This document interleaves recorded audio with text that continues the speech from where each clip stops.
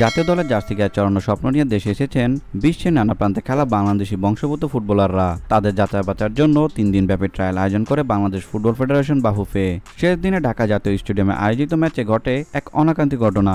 দর্শকদের দুয়োধ্বনি শুনতে হয় বাংলাদেশ জাতীয় দলের প্রধান কোচ হাবিও কাবিরাকে। প্রায় 40 জন প্রবাসী ফুটবলারকে দুটি বয়সভিত্তিক দলে ভাগ করে আয়োজন করা হয় দুটি প্রস্তুতি ম্যাচ। এই ম্যাচ দেখতে স্টেডিয়ামে হাজির হন প্রায় 500 দর্শক। মাঠে ছিলেন জাতীয় দলের কোচিং স্টাফ, কর্মকর্তা সহ বাফুফে সংশ্লিষ্ট ব্যক্তিরা। তবে ম্যাচ শেষে গ্যালারির এক অংশ ক্ষোভে পড়ে।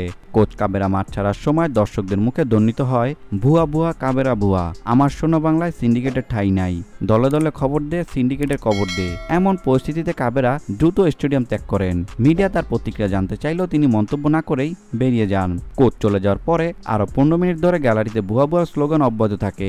এমনকি কিছু দর্শক জিকো জিকো বলে পুরনো সময়ের জাতীয় দলের কোচ জিকোর নামও মুখে আনেন। প্রসঙ্গত কাবেরা সদ্য সিঙ্গাপুর বিপক্ষে ম্যাচ শেষ করে দেশে ফিরে এই ট্রায়ালের পর্যবেক্ষণ করতে এসেছিলেন। 3 দিন ধরে মাঠে উপস্থিত ছিলেন তিনি ও তার স্টাফরা। তবে ট্রায়ালের শেষ দিনে এমন বিব্রতিকর পরিস্থিতির মুখোমুখি হতে হবে তা হয়তো কল্পনাও করেননি এই স্প্যানিশ কোচ। বাফুফে আয়োজিত প্রবাসী ফুটবলারদের এই উদ্যোগ মূলত ছিল ভবিষ্যৎ সম্ভাবনা যাচাইয়ের অংশ।